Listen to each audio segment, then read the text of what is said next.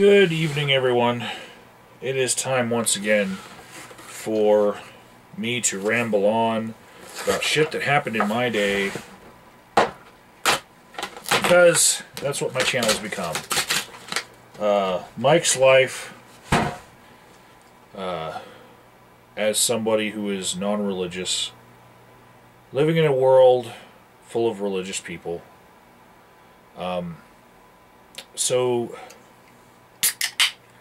today I had my first meeting as a precinct leader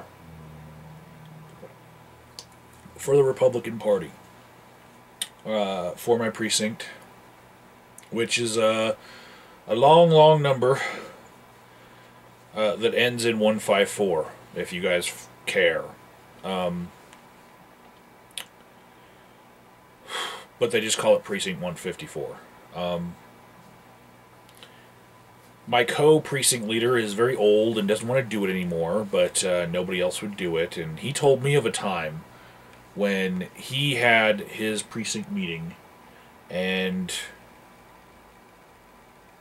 nobody showed up but him. So he had to do it again the following cycle, because when you go to your precinct meeting every 2 years, when you caucus, that's when you choose who's going to be your precinct leader for the next 2 years. And since he was the only one there, he had to choose himself, which is weird because you're supposed to have 2 precinct leaders. So I assume the other one just didn't follow the rules. Anyways, I went to this thing not knowing what it would be about, except that I had a little orange piece of paper that I got when I won precinct leadership, and it said that I needed to be at a certain place to meet the division leader. This is on a Saturday morning. So I had Dax watch a store for me. His new YouTube channel is the Psychological Cynic channel, where he talks about men going their own way and how much Anita Sarkeesian sucks. And he's a very anti-feminist person right now. Anyways, he was running the shop because I had to start this meeting about an hour before I would normally open a market. So it's like when I don't open my market, that's like when Brett Favre didn't start a game. You know, he had like a streak of like 100 games where he started as a quarterback. And yeah, I've got a streak of days that I have worked in my market, like physically been there, and it runs all the way back to the 4th of July. So right after the meeting I went back to my market. But while I was at this meeting, we didn't do anything at first. It was just chit-chat. I'm like, what the hell? And I know the first part of this orange paper said meet your division leader, but they all seemed to know each other, all the other people there. I was the only new guy, right? So I did a lot of listening. Lot of listening to see, you know, what the dynamics of this place were. And about 9:35, and I was checking my cell phone a lot because some of the things that I was hearing I didn't much care for, and the opinions, the perspectives of the people there I didn't much care for. It's like, it's not just their opinions on individual things. It was like the entire them, you know, entire them, not coming from the same place as I am, you know. And I wasn't there to rock the boat. I was there to get whatever it was that we had to do done, and then go back to my market and work, you know. So around 9:35, we didn't start doing anything. We started getting pitches from candidates.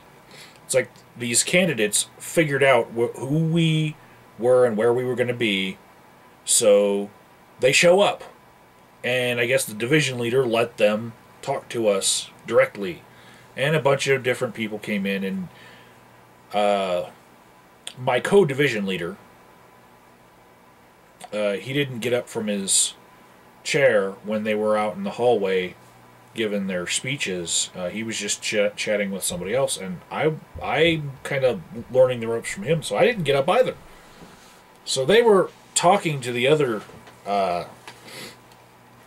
precinct leaders, which I assume were all delegates as well, which could vote for them at the county assembly. And some of them, it was weird, they had like two people in the same race both giving their speeches. And then one of them started talking, one of the precinct leaders started attacking one of the candidates and saying, no, this is a fact. And then the candidate's like, no, that's your opinion. You're like, no, this is a fact. Rah, rah, rah, rah. So I pretty much got to avoid being in the middle of that. That was nice. But again, we weren't doing anything. You know, here I am at this meeting, chit-chatting with people. And there's one thing I knew that we had to do. And that was, if we had any delegate spots, we were to give them up. If other people from other precincts in our division had people, if they had people that wanted to go, you know. So we did. My precinct had 8 people show up to vote for the caucus. And we had nobody else volunteer themselves to be nominated to be precinct leader. I took the position from a lawyer named Amy, who didn't want to do it anymore. So the old guy that's still division leader with me, because there's 2, he didn't get to give up his position. He would have given it up if anybody else wanted to do it. Anybody. That's how easy it was for anyone to become what I have become. You just walk in. We had 3 spots for the state assembly for delegate this time around, and unlike in the presidential year where I did this before, where I actually had to give a speech, before the thing even started, before we even started caucusing at 7, the other precinct leader, he asked me, did I want to be a delegate? I said, yeah. He's like, well, I've asked everyone else. Here's the envelope. And by acclamation alone, I mean, we went through the steps of, do we as a precinct vote all in favor? Aye. We went through the motions of, you know, lumping everyone together in one big vote and saying, is this what we want? All in favor? Aye. Okay. Poof. Acclamation, I made it, because there was no one else running for all of the delegacy. So basically, I get to vote and make decisions for my precinct because nobody else wanted to. I get to, because I'm the only one who wanted to. And that's weird. And they think that the off-presidential year isn't important. But this is where we're going to be voting on our congressman, Doug Lamborn. You know, if anyone stepped up to challenge him, it takes 30% of the delegates to back the guy so that he doesn't have to go around and petition to get on a ballot for the primary. Well, if a bunch of us who don't like everything that Doug Labenborn stands for go and we see a different guy and we think that, he deserves a shot, we're in a position to give him the easy pass right onto the primary ballot, you know. And if some of the more hardcore Lamborn supporters had just come out and decided to, say, I will go to this building and check a box, they could actually, secure Lamborn's position for fucking ever. He's been there forever anyway. But nope. Nobody cares. And we had all of our alternate spots. Like, I think for state we had like 8. And I don't know. It might have been county 8 and state 3. But it was a huge number of alternate spots that we had. And in the state, on an off-presidential year, you go there as an alternate, you're getting bumped up to regular delegate because there's going to be somebody who just didn't go, and they paid to go, and they didn't. So, yeah, we had basically walk-on ability. And this meeting that I went to this morning was basically the after meeting where, like, if you didn't use your delegates that your precinct was allotted, then you have to give them to some precinct that had people that want to go. Or else, if they don't fill up all the delegate spots that way, the next step is, like, calling up old Republicans. Like, calling them up and saying, hey, please come out and be a delegate, And that, giving up the delegate spots that way runs into the problem of, the good old boys club of, people will call their friends first before they call up all the other people, So, yeah, not good.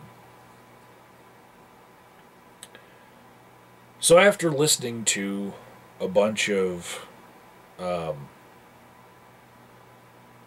candidates, one of them was Peggy Littleton, the county commissioner. I shook her hand and said hi. One of them was Bill Elder for sheriff, and his flyer, it's got something interesting. This picture right here is, he's running for sheriff, but that picture was him with Dan May.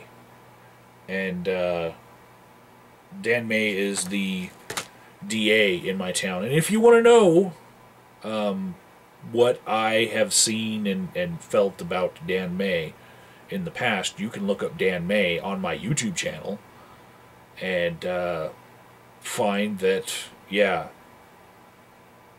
taking a picture with Dan May and being all buddy-buddy isn't really the way to impress me.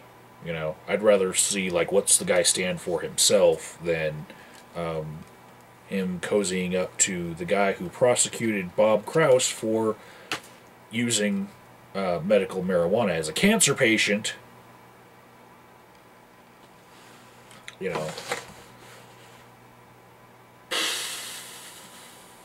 Yeah.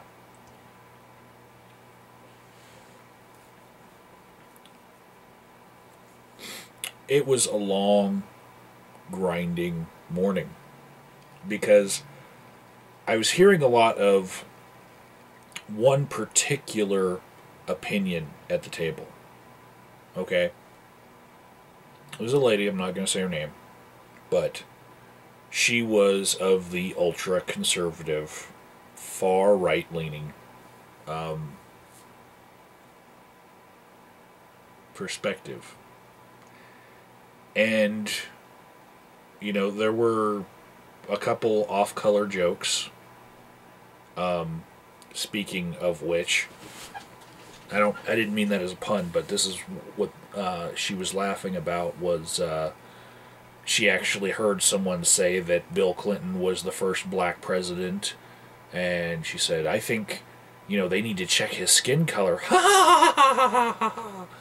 And yeah, that was about as good as her delivery was too. It was stupid to laugh at even. It wasn't witty at all. And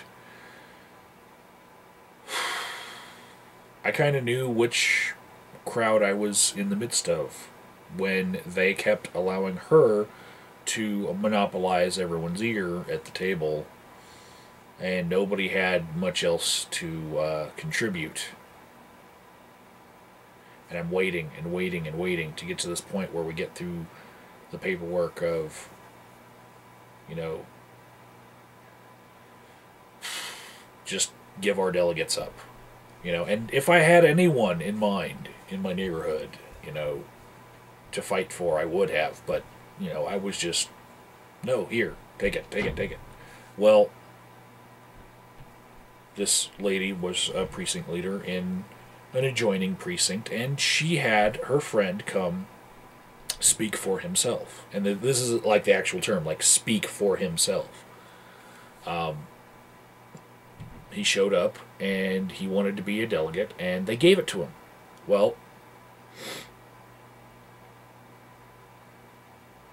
he happened to share her opinion. And I just felt like, okay, I lost. You know, like, I wasn't even prepared to try to, you know, grab somebody else who has the same perspective of me and just make them be a delegate. I wasn't, because, you know, this is 21st century America, right?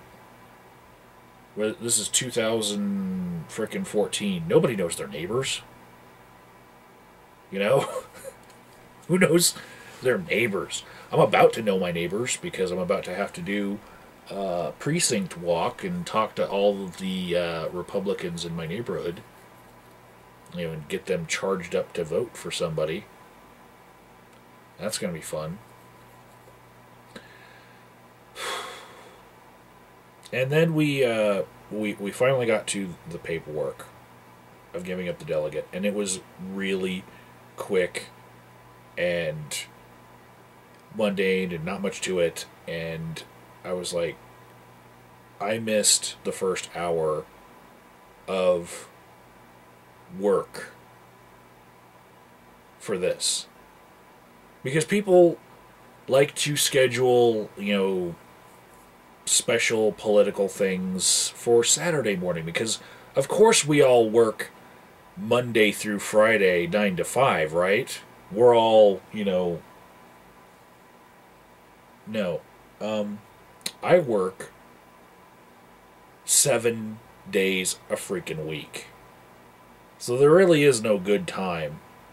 But when you say that we're going to do this thing at 9, and you don't even bring out the actual thing that I have to be there for until like 10:30, you know, you've just wasted my time. A lot of it. Now, right as the paperwork was being done, another candidate was brought up, and I actually was interested in the conversation at that point, and that was because it was Owen Hill, and some of you who are longtime viewers of me know that Dax and Ryan and I and Haas and a bunch of others, and Joel, we all supported Owen Hill for the state Senate seat that he now holds. SD10. So now Owen, just 2 years later, is running for state senator, like, you know, like U.S. Senate, like to be the senator of Colorado against Udall. Now, it's very quick, you know, for him to move from working from the Christian nonprofit Compassion International to being state senator for 2 years to running against Udall. And apparently some other guy named Gardner,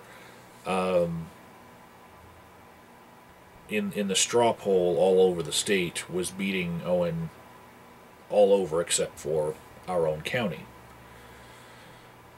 Which, even in our own county, I heard that Owen lost, but just, he made a good showing. And that's probably because he's only got 2 years in politics. He did say some funny things on the state senate floor, which, by funny, I don't mean they were like, hiccups or mistakes or anything. I mean, it's funny to see a state senator say, "Where I come from, they call this bullshit." That he had to apologize for saying the words bullshit. That, to me, I thought it was funny that he even went there, because, he's pushing the envelope. But, yeah, they were talking a lot about Owen because his campaign is actually run by known libertarians. And he's kind of not an establishment Republican. So they figure that on a local level, he's going to do well. But, when he tries to fulfill his aspirations of higher office, he's going to run into a big problem. And they started talking about this concept of the party can't win you an election, but they can certainly make you lose an election. They can certainly hinder you. There's not much that they can do to help you.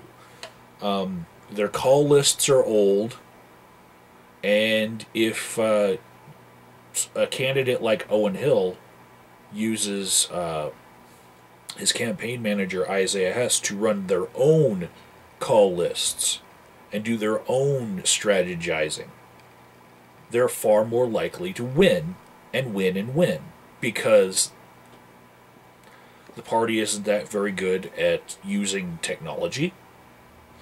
One of the division leader gave an example of while a candidate is talking, he can actually use the phone records of everyone's phone number who is a delegate, and while they're at the assembly, they can have their campaign email a text to every phone at the assembly, every cell phone there.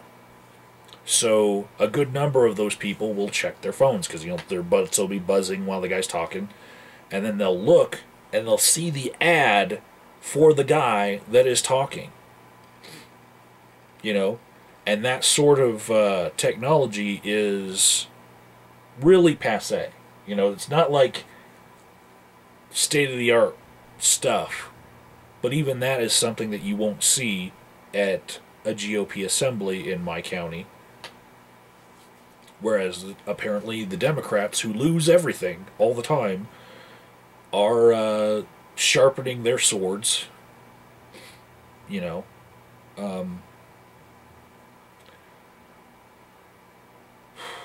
And one of the reasons why I'm a Republican in this county is because I'm in this county.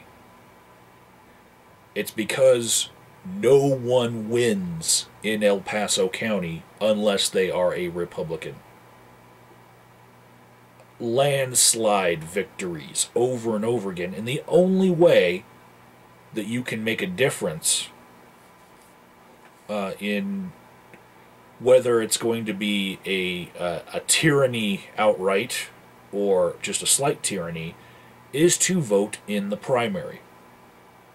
And it's not choosing the lesser of two evils. It's like taking, the evil side of that and then choosing, the best evil of that. It's there's two stages of it at that point, because it's unchecked. You know, you could get evil from the Democrats, you could get evil from a third party, but when you don't have any tangible opposition that could put up a fight in the general election, you see the evil come out of any party. Okay? So, chatty lady across the table from me who was monopolizing everyone's ear. One of the things she wanted to talk about was why there weren't any resolutions to have a personhood amendment. Now, I know why. And it's not just being a delegate for a while. It's actually me being a voter registration drive organizer and circulating a couple petitions at the same time. That is why I know why there's no personhood amendments being fought for as far as new petitions. And that's because, A, they're expensive because they're using petition getting services, like signature getting services. And they've determined that it's probably in their best interests to save all that money and spend a little on a lobbyist and maybe buy a couple politicians here and there than to pay all these signature getters to get all of the signatures that are required. And then there's B, and this is kind of weird. Personhood, or outlawing abortion, if you will.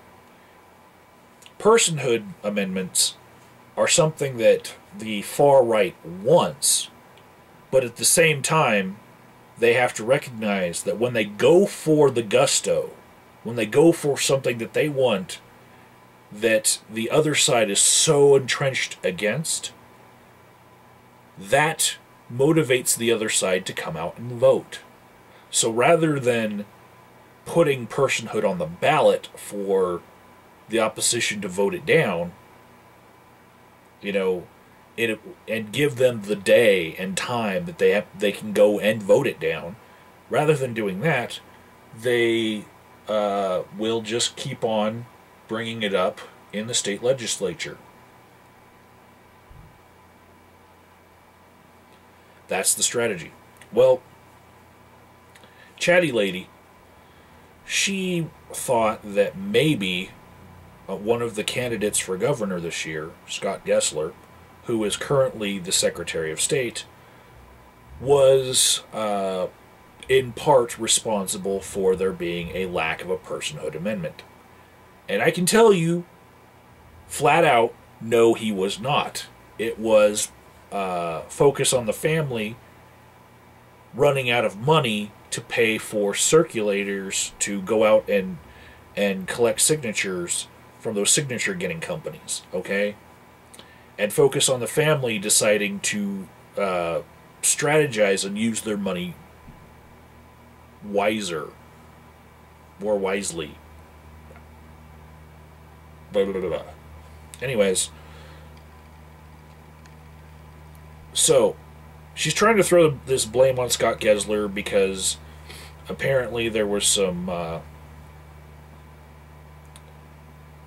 money laundering or something that was in somebody else's past that's being connected to him in some editorial in some paper somewhere. Who the fuck knows? But Scott Gessler has name fucking recognition over all the other candidates, and he's probably going to break away and win. Probably like right now on a national level, who looks like they are electable as a Republican for president? Chris Christie. He's got a big scandal right now with a bridge, but name another name, you know? So he's got the name, he's getting pushed on. So I just didn't like Chatty Lady. I really, really didn't. And I really felt like much of what she said was just, coming from a perspective where I could hear it from a Democrat or an independent going to their caucus and becoming a delegate in their stuff. And if they had evangelical Christians in the Democratic Party, much of what they say will come from a perspective that I do not like. Right? Well, Chatty Lady was talking about some of the other candidates that she wanted to put forward and say that we should all back. And in vetting these candidates, one of the things that she blurted out was that she knew that this guy was a true Christian and that speaks to his character. Mind you, I'm doing a lot of listening right now.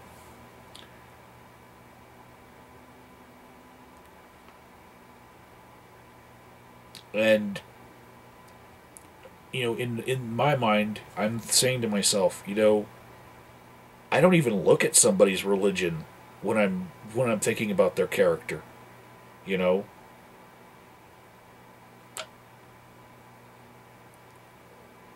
I really can't. Because if I were just to identify with only the people that were of the same religious mindset as me, which is pretty much none, I wouldn't find many people to talk to at all. I would find anyone to support as a candidate. I'd just be shit out of luck as far as politics go.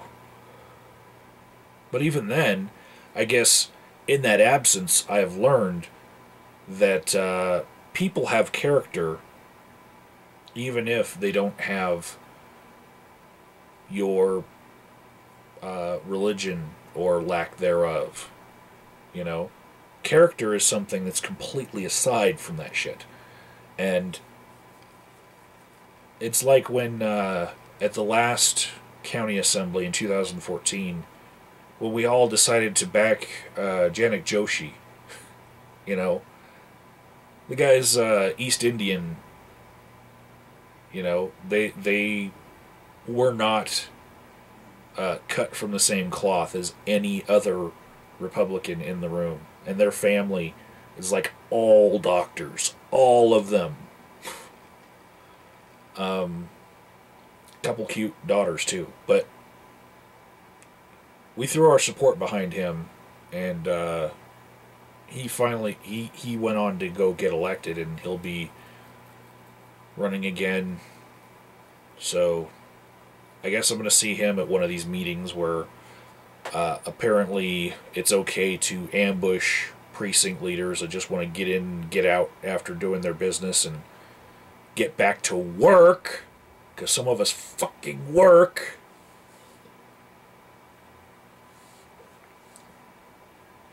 I ended up getting up and leaving in the middle of somebody talking, because the other guy from my precinct had already left, and I saw that the paperwork was done, and I gave my business card to one of them there, and I said, call me if you need me, but I gotta go. And she looked at my card and said, oh, as if like, oh, you actually are an upstanding member of society because you own a business. That's, oh, small business owners being deified.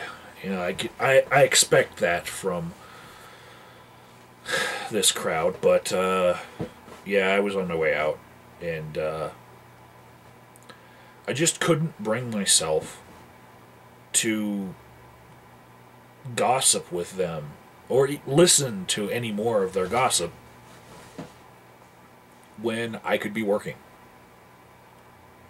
And it's not like Dax couldn't handle the day. He could. And he offered to watch the store as long as I needed. But I just didn't feel like that was worthy of me not working, you know?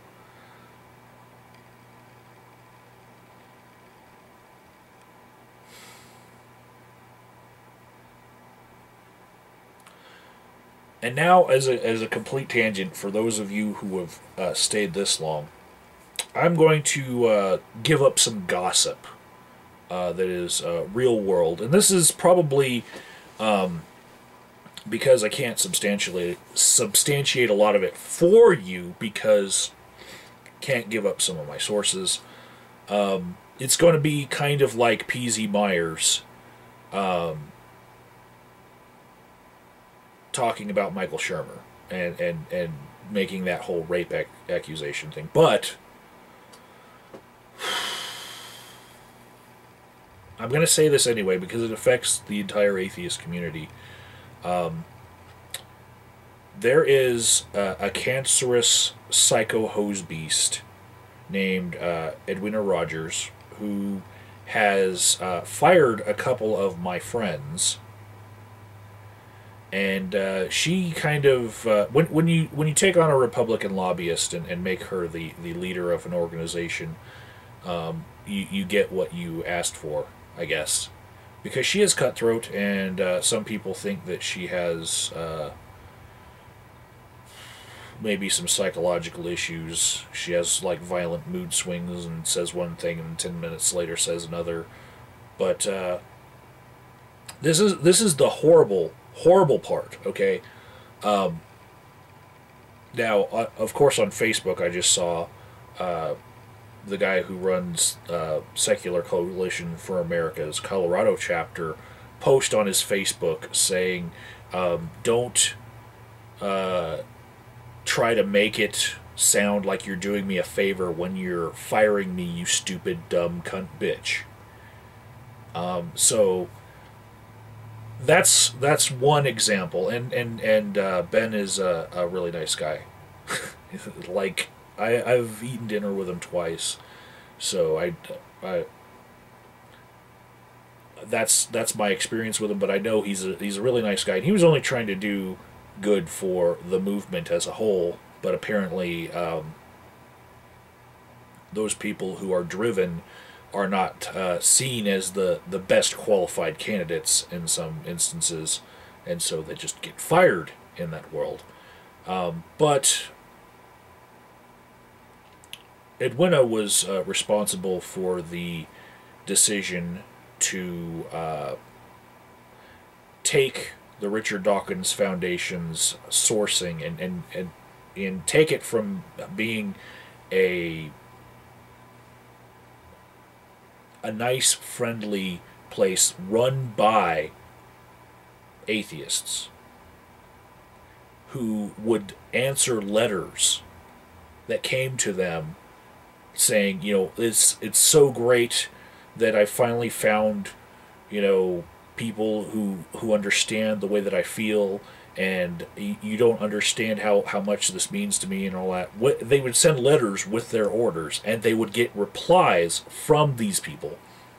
Edwina Rogers was responsible for firing these people who were part of the movement as a whole, and went to conventions and all that, and she replaced them with a sourcing firm which will probably not answer any of those letters whatsoever, and probably just coldly go into their factory and go pull out the book that's ordered, or the stickers that are ordered, or the little atheist out campaign A pins, and it's going to be very cold and lifeless, and it's sad to see that outsourcing has to happen in something that isn't just about money.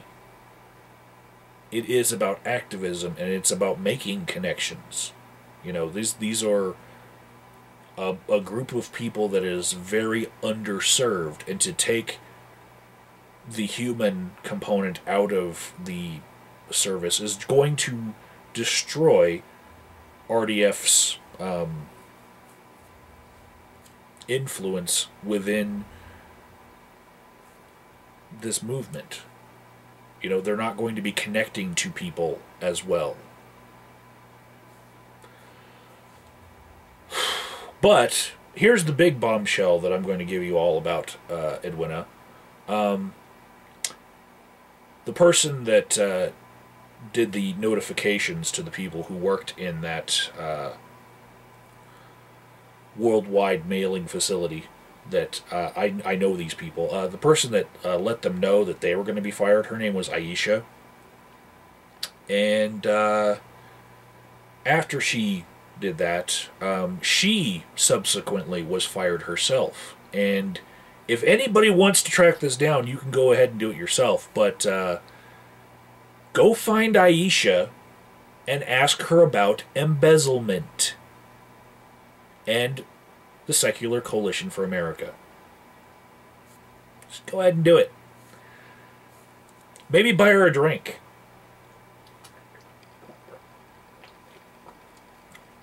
And now that I've said that, I'm not going to substantiate any of it for most of you. I've given some names, given some leads for you to follow up on. But, yeah,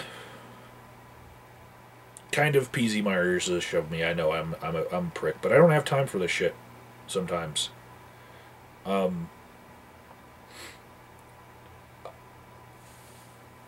would rather go to my market and work than be around a bunch of people that are just dogs sniffing each other's asses.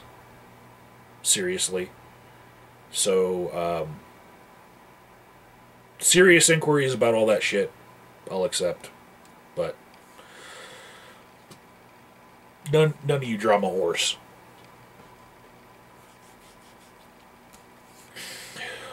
And that's it for my ramble for tonight. On to season 3 of Dexter. We'll watch that whole show while I'm doing homework for my market, dominating Craigslist. Shit like that. Ramble to y'all later.